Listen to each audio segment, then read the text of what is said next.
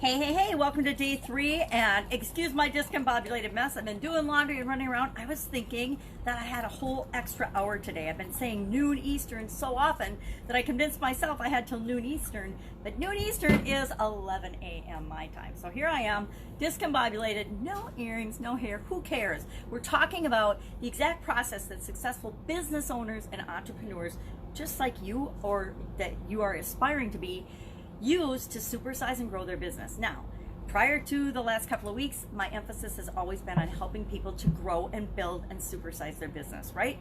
But given what's going on right now, these are even more important strategies and more important things to understand in order to stay in business, to make sure that you survive all this pandemic and all the upheaval and all the things that are going on in our economy. Whether we survive and continue to grow and thrive, or whether we end up dying and losing our businesses, is going to be determined over the next few weeks and months and years based on what it is that we choose to do about it and how we choose to respond to the things outside of our control that are happening, whether we like it or not. And I say, let's find a way to like it, because if we don't like it, we're not going to be looking for solutions. If we find ways to serve people better and continue to move forward, we will be fine. Will we be different? We'll all be forever changed by this event, this occurrence. It's a life-changing experience. It will change all of our lives, and not just some of our lives, but all of our lives as a world, as a country for sure, and as a world. So let's talk about this process. Let's hop right in. I'm going to slide a little bit ahead. I actually have my computer to my right so I can take a look at my notes, because I was fooling around. I had a sleepover with my granddaughter and doing a whole bunch of things, and I was not paying attention to this. But lucky for you and lucky for me, it isn't the first time that I've done a challenge. It isn't the first time that I've talked about these concepts, and so I just want to see a quick refresher of what exactly we're going to talk about. You know, our life is challenging enough, and if you've got a business or if you're just starting out, you know what I'm talking about. Every day we're faced with challenges. We're faced with decisions that we have to make moving forward, or, you know, and there's just, it seems like there's infinite different decisions, right? And what we forget sometimes is we get locked into this black and white. It either has to be this way or that way. We only have one or two alternatives. But the truth is, we always have infinite possibilities and infinite alternatives. There's so many different things we can and could do that sometimes that becomes overwhelming as well. And so we want to have some strategies and ways of narrowing down the amount of possibilities that we have, believe it or not. You know, life's challenging enough without thinking that you have to know everything or figure everything out by yourself.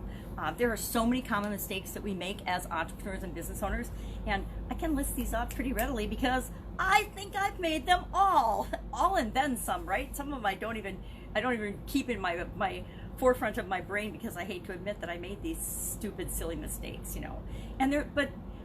We all beat ourselves up, but there's no need to do that, because we all have to learn lessons kind of the hard way. There's certain lessons that we can learn from other people by modeling them, and there's other lessons that we have to learn ourselves. I think of relationships and broken hearts.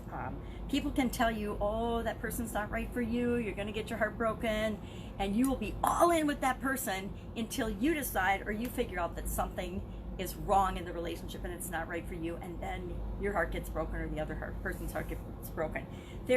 I've yet to find a way to save someone else from experiencing loss of love or from a broken heart. But we can help each other to not make a lot of business mistakes that we almost all make them. And it's really interesting. As I went from the offline brick and mortar world and the corporate world to the online world, I for some reason thought that it would be so much easier than the offline world. And unfortunately, I fell for some of the traps that only exist in, you know, internet marketing and in internet business that I would not have suspected that I would have fallen for. You know, one of them was we get in these learning loops where we learn and learn and learn and learn, and we feel like there's always so much to learn, again, trying to do everything ourselves or learn everything ourselves or figuring everything else out ourselves. And we can lose tons of time doing that. And I did that. I was guilty of that. And why I can share some of these things is because I did them too. And if I can save even one person from making some of the mistakes I made, you know, prior to this challenge, I shared a countdown, the top 20 business lessons that I've learned in 47 years in different businesses and different industries. And like I said in that, if I can save one person from making one mistake, it was worth 20 days of producing that content, because I know how costly and how timely and how expensive a mistake can be. And guess what? You're going to figure out how to make all kinds of mistakes on your own. And those are the mistakes and the lessons that you personally need to learn, that are here for your journey. And that's why I've made a whole lot that probably I didn't have to make if I'd listened to other people or done things differently or made different choices. But obviously those were in my path for a reason. Reinventing the wheel. Oh my gosh. I used to reinvent the wheel and recreate all of my own stuff. I will say online, I'm a little better about that. I think the whole funnel hacking philosophy, which I don't like the word hack. I think it infers negativity or stealing, and people misunderstand and misinterpret what funnel hacking means. I think it's a cool world, and it gets us all following it, and it attracts us to people that want to find shortcuts, want to find easier, quicker, faster ways of doing things. But it also can imply more negative behavior than I like to use. I say funnel modeling or business modeling, because we want to learn from other business owners. We want to learn from anybody that's gone before and done anything that it is that we want to do. But we don't want to steal it from them. We want to learn from them and then make it our own, figure out how it applies to us. And that leads into our whole topic for today. And you know, what are some, I guess I would love if you'd share in the comments below, what are some mistakes that you've made? And then we'll walk through and we'll say, okay, well, how common are those mistakes? I mean, one of the other big things that I didn't think I was falling for, but I totally was in my mind, not when I talk to people like gurus and experts and my coaches, but that somehow my business was different than other businesses. So as I wanted to do things online, what I wanted to do was different than everybody else's. And I have to credit Stephen Larson from, he's not in ClickFunnels anymore, he does an offer-focused course. If you don't know who he is, he teaches people how to really do and create the best offers that they possibly can and stand out in their industry. And he was really good about reminding me and reminding me specifically, reminding us that we don't have to figure everything out ourselves. We can, especially the things we hate to do. How much time and energy in your life? I actually did this one day. I was filling in at my Italian food business, and somebody had not shown up for work and didn't call or anything. So I, of course, being the mom that I am and the grandma, I'm assuming someone's either hurt and in the hospital or in jail or something, right? That they would just not call or not show up for work. And I was filling in on the line and helping out until we could get more help in. And so I thought, well, I'm going to sit and I'm going to figure out how much time in my life, you know, just a ballpark figure, that I have wasted doing things that I absolutely hate to do. So I was calculating all the times that I actually wasted time. Because if you're doing things that you hate, it's actually wasting time. And if time is our greatest resource, which it totally is, although some of us might be feeling the pinch of, oh my God, what do I do with all this time on my hands right now? And if you're struggling with that, hit me up, because I can help you out. There's so many things that we can do with this gift of time that we're being given.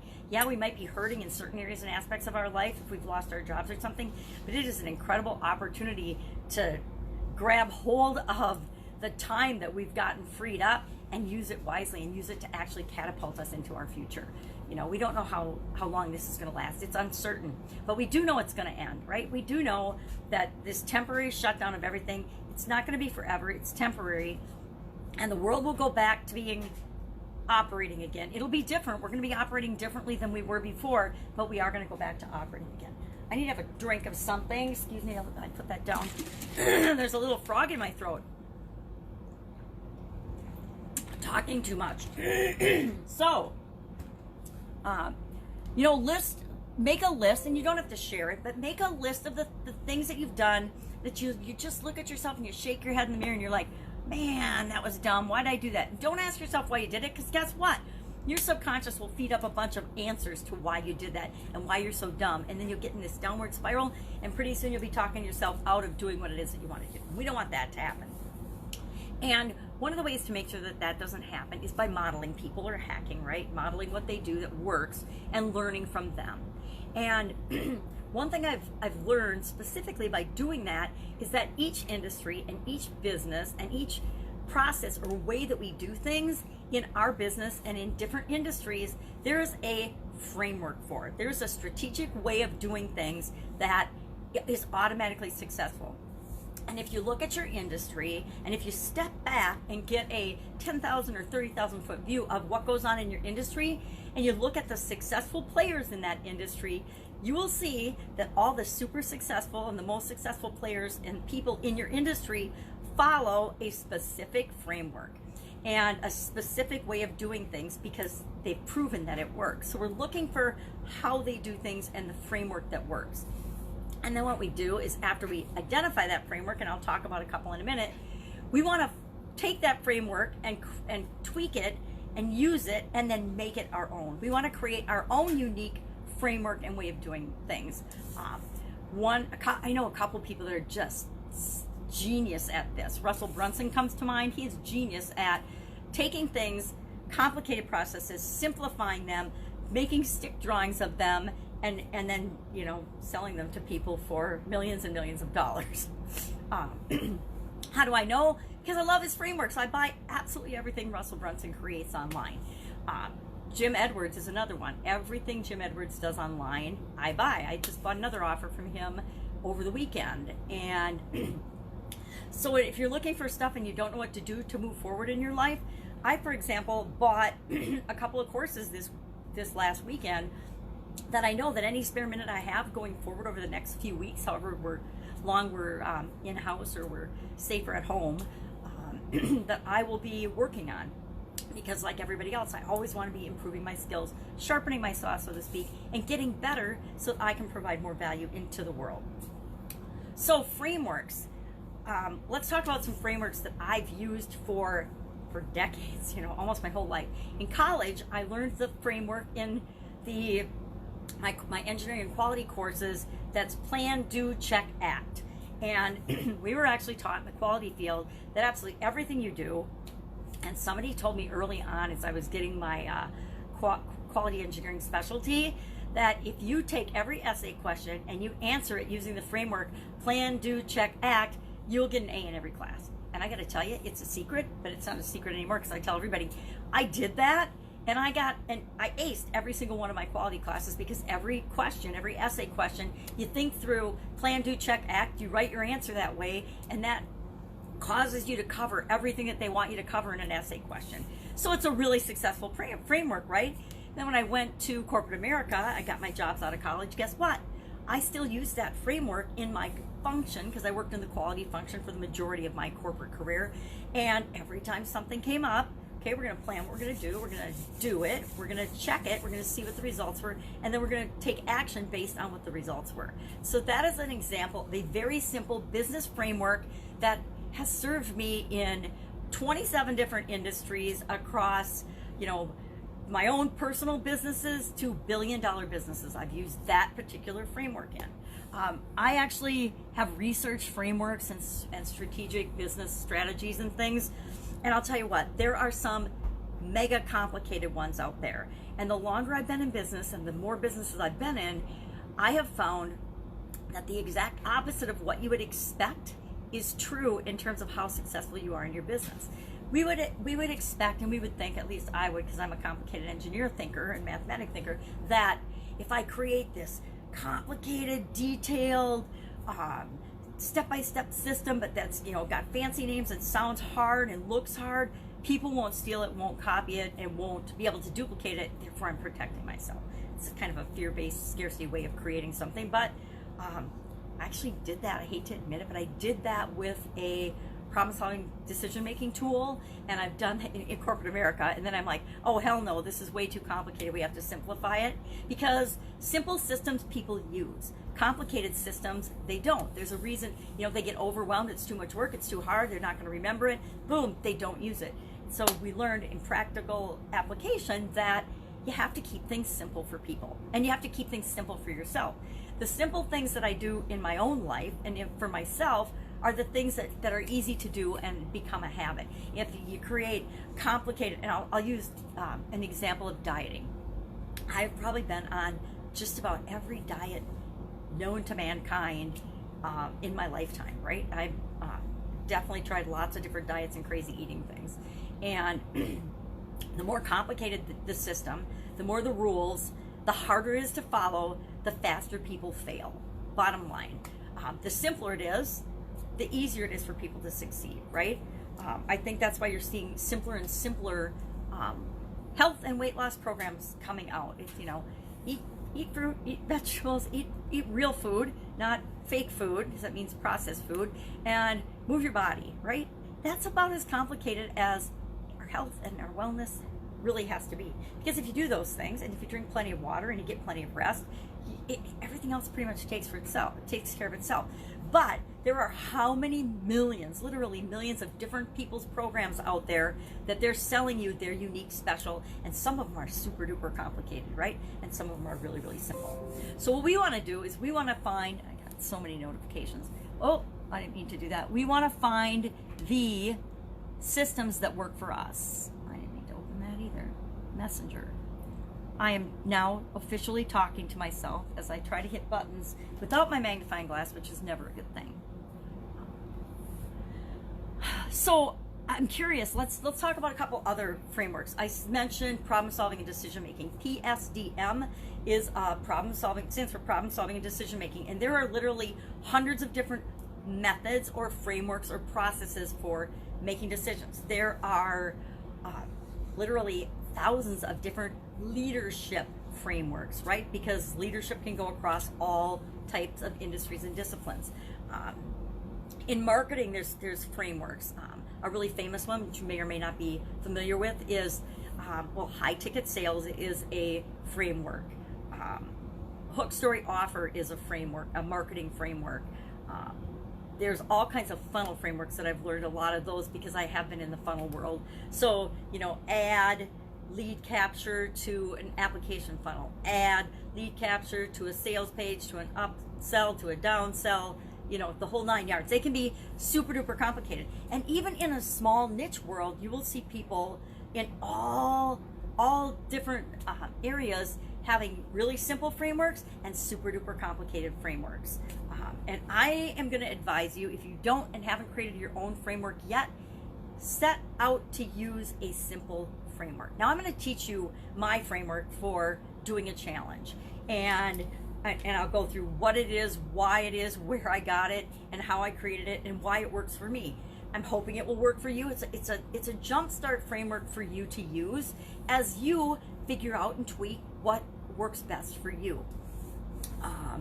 There are, you know, business launching frameworks, the online especially. I'm talking online things because I've been online for the last couple of years, but offline as well. Each industry has its own frameworks of success. And when in doubt, look around at the people that are super successful and watch what they're doing, see what they're doing, and then figure out how you can tweak and make that your own. I'm curious, what are some of the frameworks that y'all are familiar with? That'd be interesting for me. You know, just share some of the frameworks that you've had experience with. If you have worked in corporate America, depending on the function that you're in, even within the same business, each different business function area has their own way of doing things, their own success frameworks. So I think I've beaten that dead horse. So what is the easiest challenge framework in my mind? In my mind, in high school, actually I believe it was my, I don't know what year it was, sophomore or junior year in high school, I wrote an article for the newspaper. It's probably my sophomore year. It was my sophomore year because never mind, I know I remember, but it was my sophomore year in high school. I wrote a really good feature article for the newspaper. I was on the newspaper and I wrote, you know, some other articles, but I wrote one that was really, really well received and it got a lot of attention.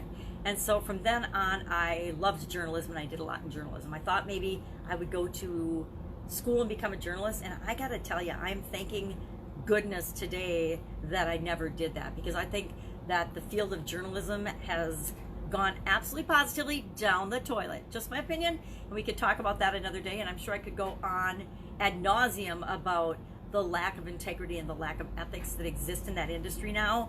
But so I'm very grateful that I didn't do that. But I did learn a framework in the journalism field that I think is really, really powerful and really, really easy to apply. And you can apply it to a lot of different industries. Any kind of an event industry or an event planning industry, it's a great framework for. Any kind of a writing or a teaching or a coaching industry, it's a great framework for. And I have found that I fell into it as I was doing challenges and trying to formalize and do a better job of presenting challenges to other people. When I was doing challenges just for myself, it didn't matter the framework that I used, but I knew that as I was sharing how I do it and what I do with other people, I had to keep it simple, but also give them some kind of a framework so that all of the important aspects of doing a challenge were considered and were put in place and planned out, plan, do, check, act, before you actually do the challenge, especially before you do it with other people. So the framework that I use and that I love is who, what, where, when, why, and how, right? The 5 W's and an H. I don't know if you've ever been involved in journalism, but that is like the 6 questions that you ask whenever you are doing a story or writing an article. If you're writing a book or something, or you're writing an article, or if you're writing a blog post or a post on social media, try using that. Who, what, where, when, why, how. And I'm going to walk you through some of the questions. And in your workbook, there's a detailed list of things to consider for the who, the what, the where, the when, the why, and the how. And we've kind of talked about the who, right? Yesterday and the day before, we talked about the who and the why. We talked about why do we want to do a challenge for us personally? Why would the people that we do a challenge for want to do a challenge with us? And then the who we talked about yesterday is who do we want to do a challenge for? Who do we want? And maybe it's just us. Maybe we're just doing a personal challenge. And the process is the same, right? Whether you're doing it for yourself or with other people. I just say if you're doing it, you might as well bring other people around and along for the ride and for the success, right? Because if you want to get a result in some area or aspect of your life, chances are someone else wants to get that same result as well. Back to drinking, throat's cloggy again. So who, what, where, when, why, and how. Now, I'm going to talk really briefly about each of these aspects because on page, I'm going ahead, I think it's page 17 probably. Nope.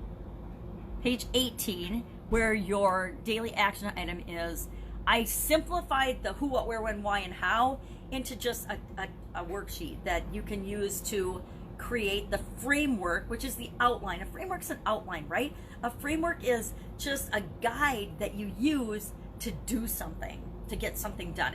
And you want to get something done that gets you the result that you want. So I originally kind of start my frameworks and my whenever I do any kind of a challenge with the end in mind. I always start with the result I want to get for people in mind, and then I work backwards and ask myself, well, what do they need to do? What are the 5 or 10 or 30 or 90 steps that they need to do to get this result? And then I work backwards on that. So on page 18 is your daily action item, and your daily action item is to fill out the My Challenge Framework summary, and you'll do that by answering the questions who, what, where, when, why, and how. So the first one is your challenge title. What are you going to call your title? What are you going to call your challenge? There's a school of thought that, again, keep it simple. Keep your name simple. If you can work in the result that people can expect to get or the time frame, but you really want to keep it to like 4 words or less, right? Live Challenge Workshop, is that a very great name? No, but it's 4 words or less. It says what you're doing. You're going to have a challenge workshop. It's going to be live. And will I change the name down the road? Maybe, maybe not. There's a lot of people that don't change the names of their challenges. You know, One Funnel Away, how many times has that gone around now? I think I've gone through it with like 4 or 5 groups already, but I don't even know how many times it's been done. Like 8 maybe? Kelly Roach, I'm not sure if you're familiar with her. She does the live launch method, which it's a lot like what I do. It's a lot like the challenge method. And then on the end of that, she sells a high-ticket coaching program, group coaching program. So what's your challenge title? What do you want your title to be? If you can describe who it's for, who your ideal audience is, who your ideal client is for, and what the challenge result is, all the better. And if you can do that in 4 words or less, awesome. And it's not like you have to only have 4 words, but it's like headlines. Short, specific headlines are often very, very powerful. And so you want something that's clear and concise and memorable for people. I could have said Live Challenge Workshop for entrepreneurs, Live Challenge Workshop for business owners. Business owners live challenge workshop, entrepreneurs live challenge workshop, teachers live challenge workshop. It could be whoever it is. I can use that name and do that.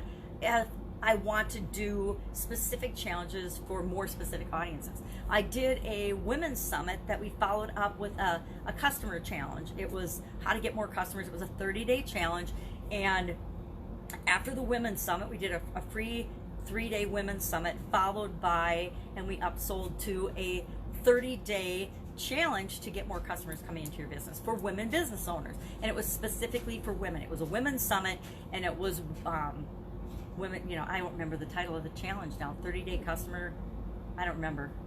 I've done so many challenges, I forget the names of them. But that's the kind of thing I'm going to talk about. So you want to come up with a challenge title. Then you want to share, what's your challenge topic? What is the topic of your challenge? And actually on page 19, I just filled out this framework, and maybe I'll talk about that. Why don't I switch to that and we'll talk about that exactly. So my challenge title, Live Challenge Workshop.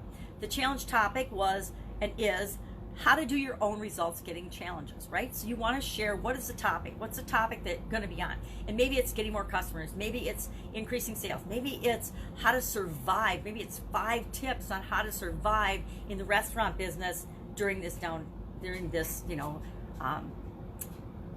coronavirus, right? And then the third part of the framework, it says, who is the challenge for? Your challenge is for who? And I guess I'm kind of mushing these all together and talking about them.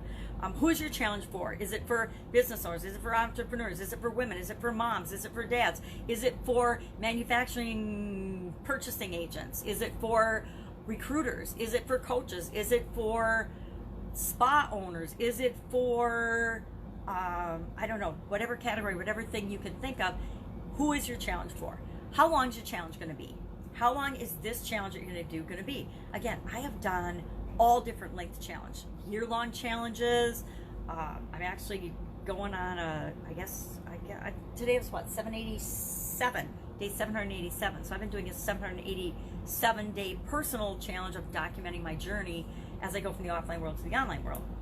I've done, I don't even know how many 365-day challenges. I'm in my 3rd year in a row of doing a 365-day, or sometimes a little more, sometimes they're 370, 380 day challenge every year. I pick a theme every year, and then that's my challenge for the year. So this year it's all about fun, which is perfect for right now when we're stuck at home and we're looking for some more fun things to do.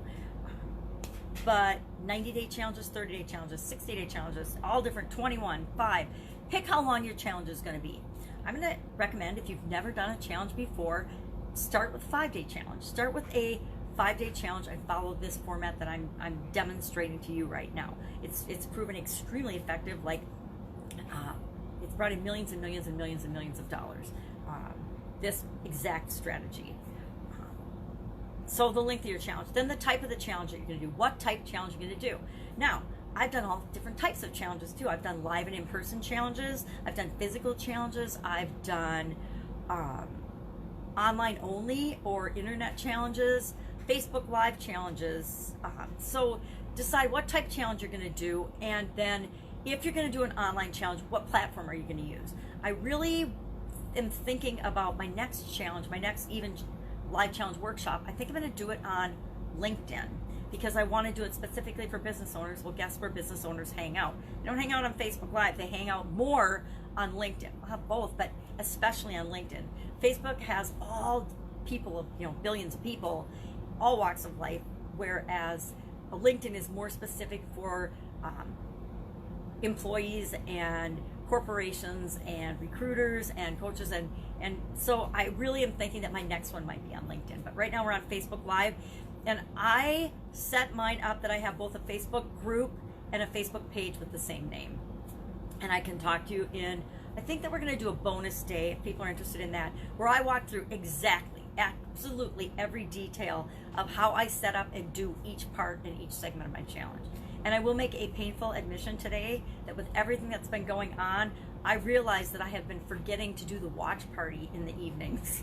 And I it's Wednesday, it's day 3 already, and I have yet to do my evening watch party. So shame on me, but I will, I'll probably hop on that today. or unless people say, yeah, we're here live, don't bother, or we can listen to the recording, so we don't really need a watch party. I like watch parties because then I can answer questions live as the presentation's going by. So what type of challenge are you going to do? I would say, given that we're all in safer at home in my state, and probably the majority of the country is social distancing and locking down, I would recommend that you do an online challenge, right? Number one, they're fast, they're easy, they're free. You can start in a couple of days or tomorrow if you want. So, you know, pick an online, but pick a platform. I would say pick a platform where you know the people you want to serve, or that you're most comfortable with. Pick that as your first platform. Start date of your challenge. I want you to actually commit to when you will do your challenge, when you will do a challenge. I am guilty, totally guilty of not having enough lead time up to my challenges. I decide I want to do a challenge, and within a week, less than a week usually, I'm already starting that challenge and doing it. And so I think a lot of people miss out on the opportunity to do challenges with me because I'm running so fast ahead and not doing an awesome job of promoting and sharing and saying, hey, I'm doing this challenge, you wanna hop on board with me. My challenges, with the exception of one, have always been free. I do free challenges. Why? It gives me, you know, some of all the benefits that we talked about in day one, but it allows me the opportunity to practice and share and just give value and put some positive out into the world. And the older I get, the more I'm about the results and the impact that I have in the world than I am about, you know, am I making money on a challenge that can be free? No, I'm not interested in that. And I'm not so serious about it that I feel like I have to sort and separate people whether they're buyers or not. I'm not into business as a numbers game.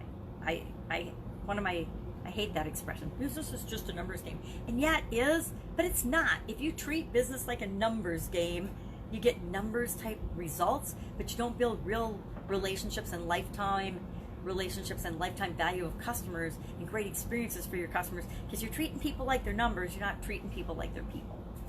So when's your start date going to be? Pick a date down the road, but commit to, you're going to actually do this. You're going to actually do a challenge.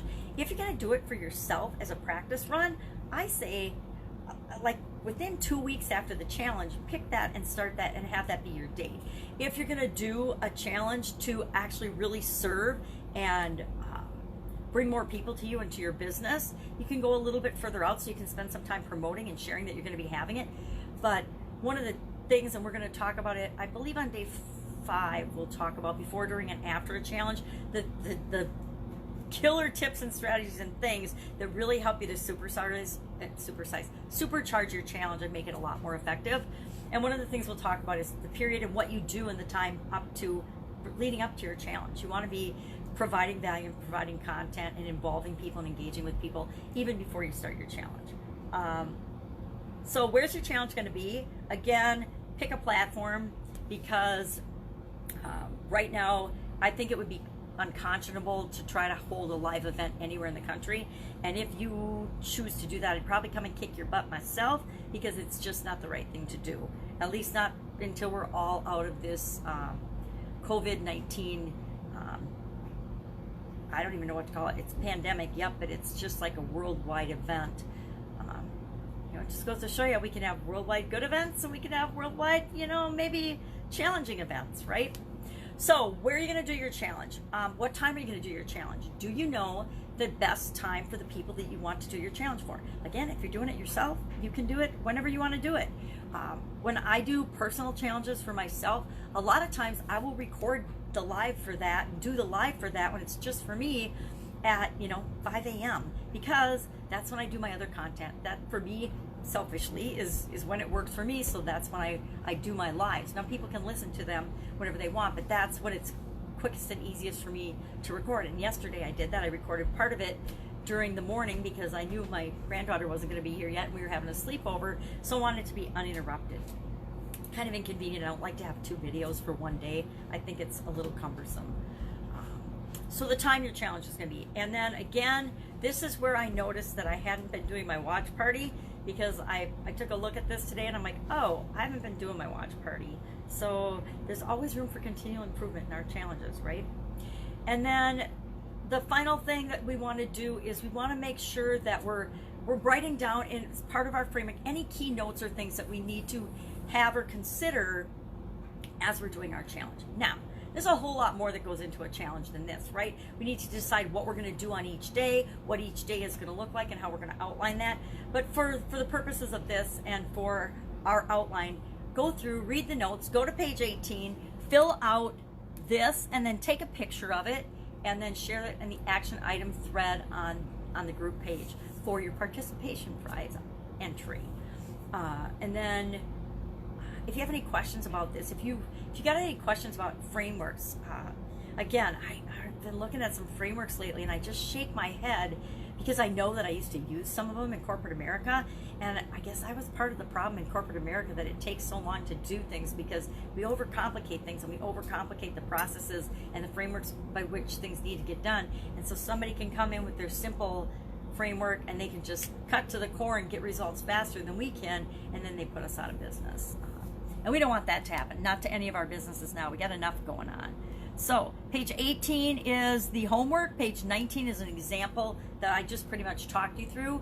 Prior to that, there's several pages that describe the who, what, where, when, why, and how, and the questions that you would ask in each of those categories to create your own framework and your own worksheet that works for you. I honestly pretty much just grab a notebook. This is my live challenge workbook notebook, and you can see there's post-it notes and folded pages and all kinds of stuff stuffed in here, and that's, you know, my real framework. But if you were to go through it, you could easily identify who, what, where, when, why, and how in this. And then I also have like the daily breakdowns, the daily worksheet, the questions, what's going to go on that. And again, those are more details than you need for coming up with a 5-day challenge. If I can help you in any way, hit me up, ask in the comments below. Go get your scavenger hunt clue. I don't have it in there yet, so give me a few minutes to do that. And after I post this video, then the recording, I will go ahead and I will put in the scavenger hunt clue, and I will put in the action item thread, so you can go ahead and do that. But before you get there, you can start thinking about this stuff and then filling it out. You can either fill it out and take a picture of it, or you can just write the things down on a piece of paper. But I mean, I'm gonna beg you to write it down. So often we try to keep things like this in our head, and we miss important details like doing our watch party because we've written it down on a computer sheet and we're not reviewing it. And I can make excuses, but I'm just going to tell you right up, I forgot to do it. I totally forgot to do it. So much going on, so much craziness that we forget things, and that's going to happen in this period. So if you can do a challenge to help people to be more cognizant or whatever during this time period, I think it's going to be really, really helpful and really, really powerful. And you can do it, and you can help people, and you can serve people using a challenge. I mean, like I said, like tomorrow, next week.